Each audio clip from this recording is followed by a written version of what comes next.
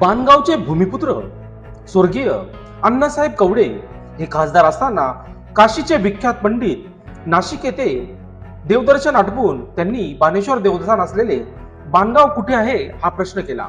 त्यावेळी काही प्रतिष्ठित नागरिकांनी या पंडिताची स्वर्गीय अण्णासाहेबांची भेट करून दिली।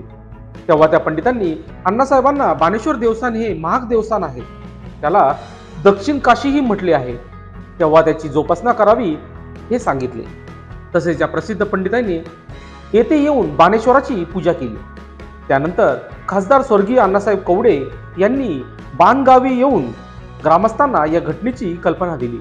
यानंतर त्यांनी लोकसहमतीने बाणेश्वर देवस्थानाचा जीर्णोद्धार केला। असे हे पुरातन महान देवस्थान आहे। बाणेश्वर येथे वर्षभरात 2 वेळेस भव्य यात्रोत्सव होत असतो।